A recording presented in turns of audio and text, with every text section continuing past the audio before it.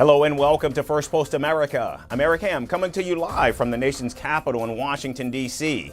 And coming up, more on the deadly shooting in Washington, D.C. that took the lives of 2 Israeli embassy staffers, and protests continue in the Gaza Strip as Palestinians demand the ouster of Hamas.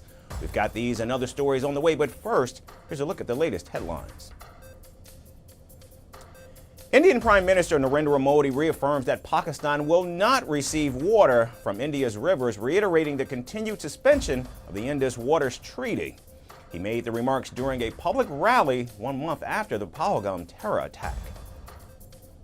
London's High Court lifts an injunction that blocked the signing of the Chagos Islands deal at the last minute. Under the deal, the UK will cede the Chagos Archipelago to Mauritius.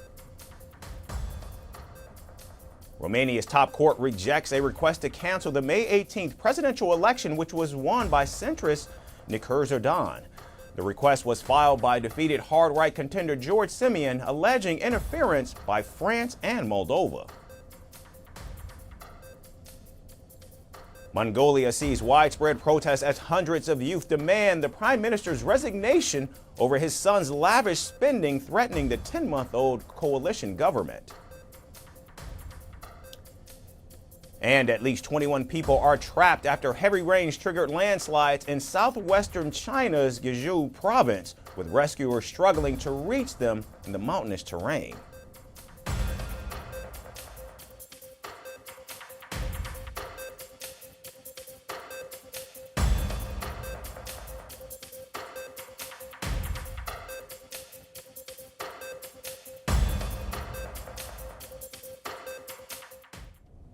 We begin in Washington, where a shooting outside the Capitol Jewish Museum has left 2 Israeli embassy staff members dead. The victims, a young couple who had been attending an event at the museum, were shot just after 9 p.m. local time on Wednesday in what authorities describe as a targeted and anti-Semitic attack. What I do know is that the horrific incident is going to frighten a lot of people in our city and in our country.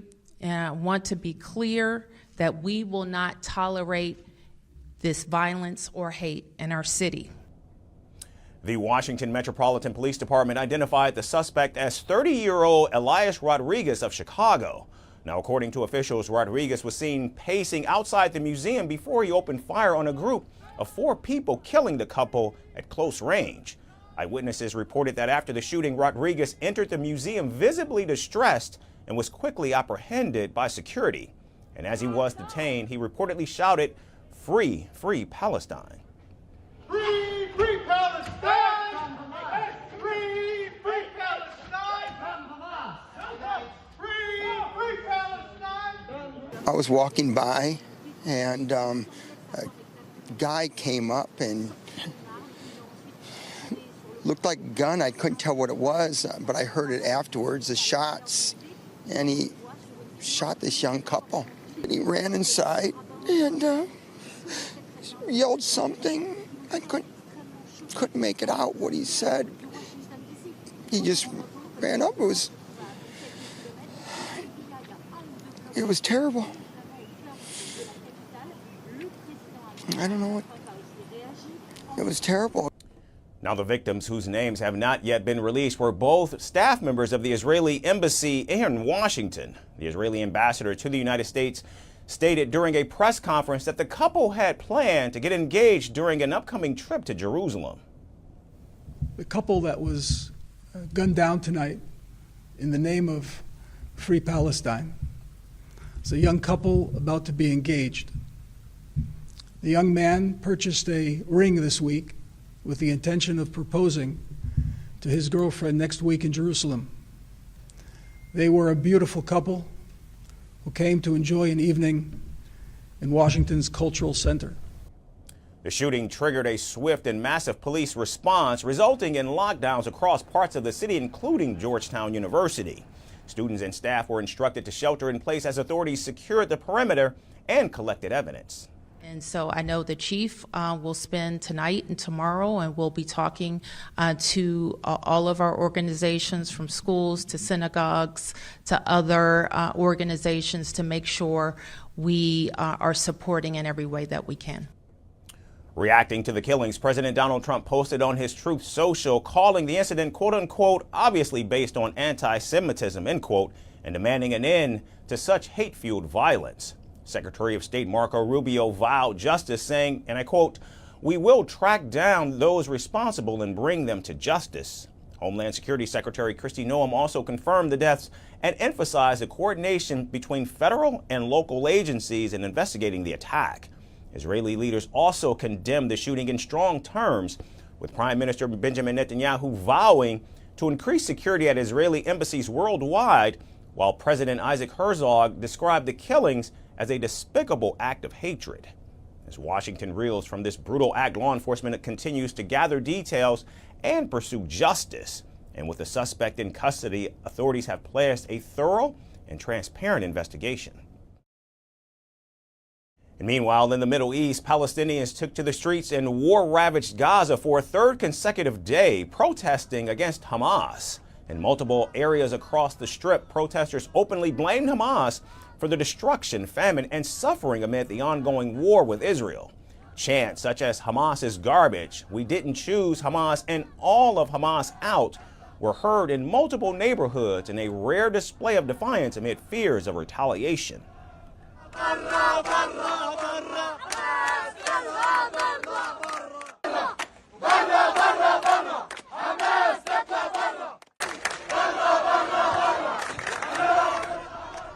In recent months, protests against Hamas have been on the rise in northern Gaza, but activists reportedly say that the group's presence in the south has remained strong and it's successfully suppressed public dissent until now. Now, reports indicate that the protest began on Monday, led by young people, and grew as others joined while lining up at community kitchens for food.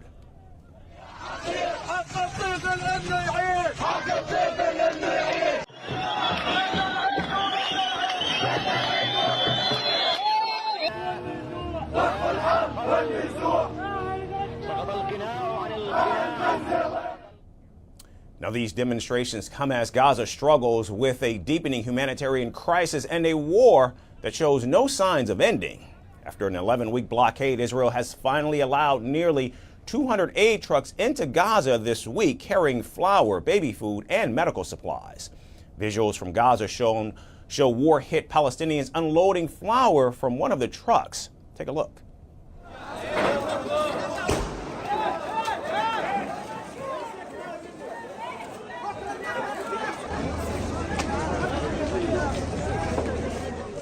Yet UN officials and locals say little of that aid has actually reached Gaza's hungry population due to security issues, fears of looting, and distribution breakdowns. People come since 7 a.m. They do not find anything. As you can see, all of their pots are empty. All of them, all the people of Gaza come here to the soup kitchen. There is no flour, no food, nothing. We want to live. We are hungry. Everyone is making promises. Aid will enter. There is no aid or anything. Meanwhile, Israel has continued its military offensive in Gaza with more strikes. And Prime Minister Benjamin Netanyahu has said that the war will continue until Hamas is disarmed completely and the Palestinian enclave is under the Israeli military's control. Our forces are capturing more and more territories to clear them of terrorists and Hamas terror infrastructure. And at the end of this process, all of the Gaza Strip will be under Israeli security control and Hamas will be completely defeated. Now, since March, Israel has targeted what it calls militant infrastructure, including tunnels and rocket launchers across the Palestinian enclave. The resumption of the assault on Gaza since March, following a 2-month ceasefire, has drawn condemnation from countries including Britain and Canada that have long been cautious about openly criticizing Israel. Even the United States, Israel's most important ally, has reportedly shown signs of losing patience with Prime Minister Netanyahu. And there's also growing unease within Israel over continuation of the war, while several hostages still remain in captivity in Gaza. So with both Hamas and Israel refusing to shift their positions, peace talks remain in a deadlock. But inside Gaza, a different message is growing louder, and it's that from the people themselves. And now moving to South America, where Argentina's capital, Buenos Aires, witnessed fierce clashes. Police and protesters locked horns outside the Argentine Congress, leaving dozens of people injured. Videos show security forces pushing through the crowd in Buenos Aires with riot shields and batons as activists and elderly citizens were singing, chanting, and protesting, demanding higher pensions. The protests outside the Congress erupted as lawmakers failed to meet the necessary quorum to vote on several bills, including proposals for pension increases and continuity of benefits for retirees. Only 124 lawmakers attended out of the necessary 129, while 133 were absent. Opposition lawmakers accused their peers of complying with the government of President Javier Milei's austerity measures. The opposition accuses the Milei government of killing those collecting minimum wage. Like so many times before, I'm here with a minority defending pensioners. Without any speculations, I'm here defending pensioners because I think that the House of Democracy cannot be indifferent when pensioners are earning 379,000 pesos, $330. This must cause pain in our guts, and we must stop speculating how much more I can continue to do nothing hoping to get a government position. Recently, we also saw an embarrassing scene. Lawmakers laughing that this session fell through in order to keep the government's plans on track. The government's plan is evidently to kill of hunger millions collecting minimum wage. President Milei's government, which has sought to improve the economy and tackle painfully high inflation by cutting down public spending, has opposed both proposals to increase pensions and to continue benefits for retirees. In its defense, the government said it is in order to increase pensions, wages and contributions from workers must also increase. It also says that its resources are limited, and to increase pensions, the country must first see more investment and economic growth. I must give you an obvious answer to your question. In order to increase pensions, we must have better salaries and increase contribution from workers. That is achieved by one condition: investment and growth. There is no other way of doing this because our resources are limited. Around 38% of the people, or 11.3 million, were in poverty in the second half of last year. Now, President Javier Milei's austerity drive has triggered weekly protests in the capital, with workers, unions, and soccer fans joining retirees to protest pension cuts amid stubborn inflation and reduced public spending. Last month, a nationwide strike against spending cuts severely disrupted transport, with all domestic flights being canceled and trains and metro services suspended in Buenos Aires. President Milei has slashed subsidies for transport, fuel, and energy, and has fired tens of thousands of public servants and also closed government departments. So far, his plans seem to have worked, with inflation down from over 200% to about 60% a year. But the unions and retirees say the most vulnerable have been hit the hardest. So the question becomes, will President Milei be able to continue his austerity drive, or will public pressure force him to find an alternative to fix the economy?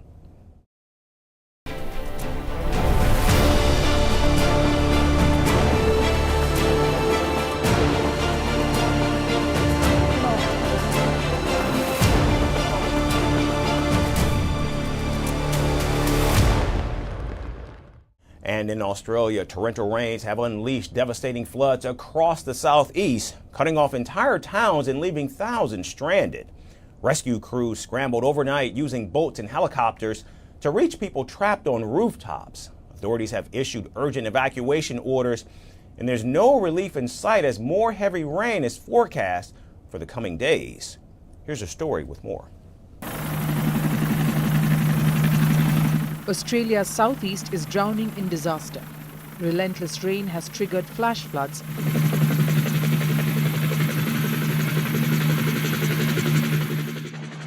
cut off towns and left thousands stranded. And what began as a heavy downpour has now become a record-breaking catastrophe. Rural communities across New South Wales are the worst hit. In the Hunter and mid-North Coast regions, entire streets have vanished underwater. Towns like Taree, Glenthorne, Kempsey, Port Macquarie, Coffs Harbour and Billingen are now disaster zones. We've got an incredibly volatile situation. I said a few days ago that this will break some records, and these aren't the records that you want to break, but we've seen more rain and more flooding in the mid and to north coast area than we've ever seen before. We've seen an impact that's affecting the tens of thousands of people. In just 24 hours, some areas received more than 300 millimeters of rain, which is 4 times the average monthly rainfall. And it's not over.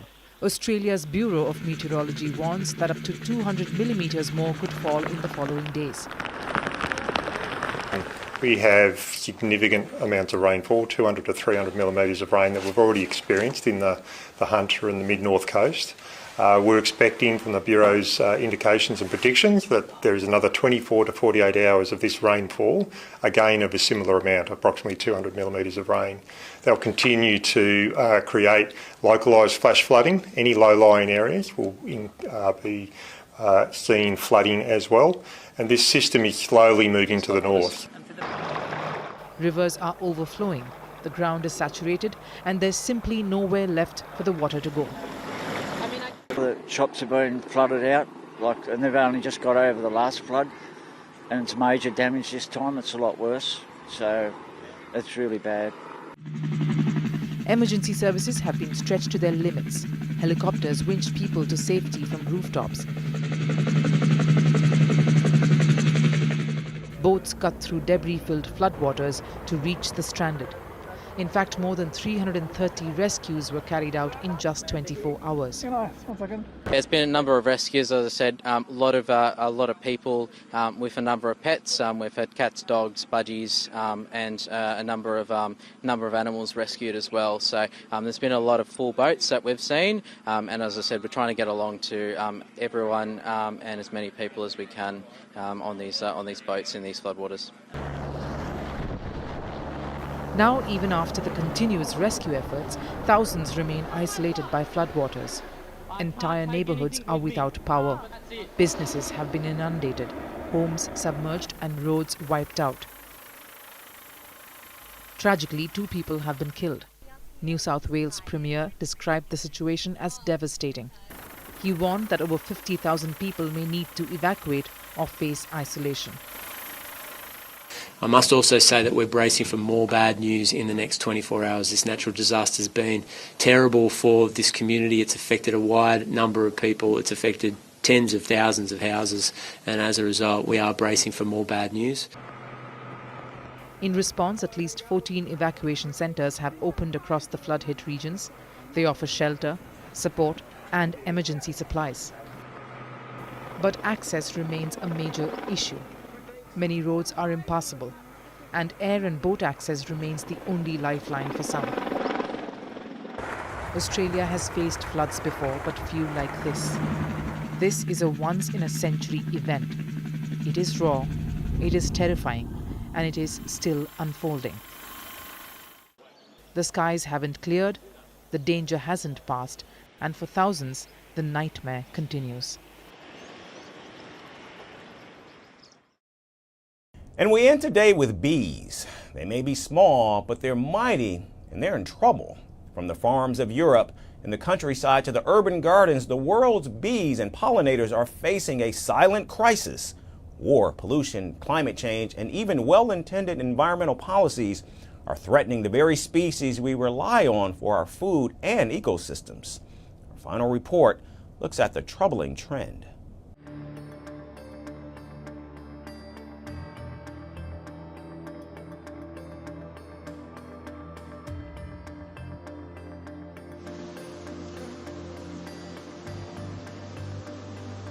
A report by Bee Wild issued a sobering wake-up call about bees.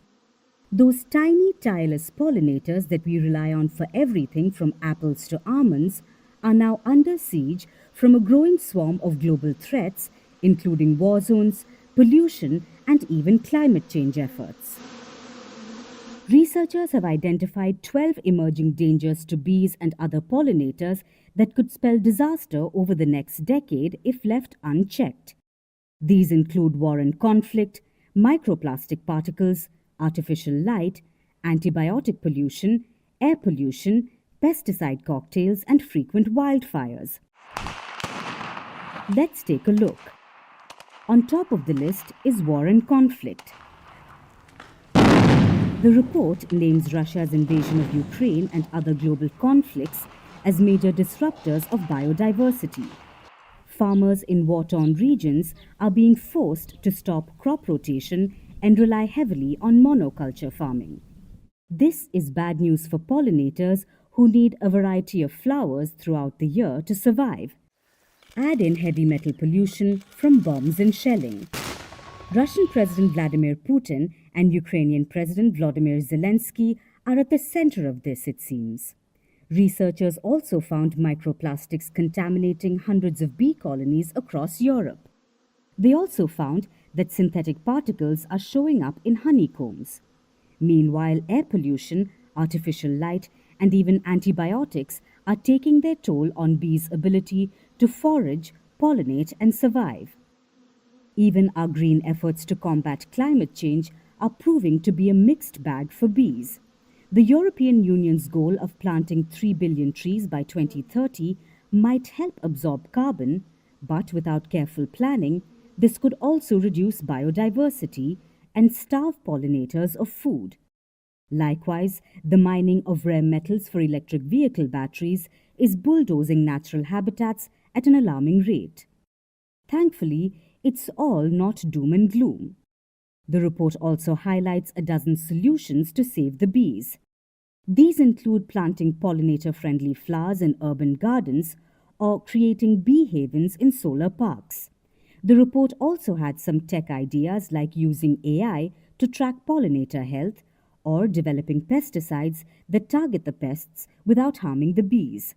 There's also a push to breed crops with more nutritious pollen and nectar and to introduce stronger laws to curb antibiotic and pesticide use. Pollinators like bees, butterflies, birds, and bats are responsible for helping 90% of flowering plants and 75% of staple crops thrive. Their survival is directly tied to ours, from our diets to our climate and also to our economic. So the next time you swat away a bee, remember, it may be the most important worker you never paid. That's going to do it for us today. We certainly thank all of you for tuning in today and every day. We look forward to seeing you right back here again tomorrow. Thanks again, everyone, for watching.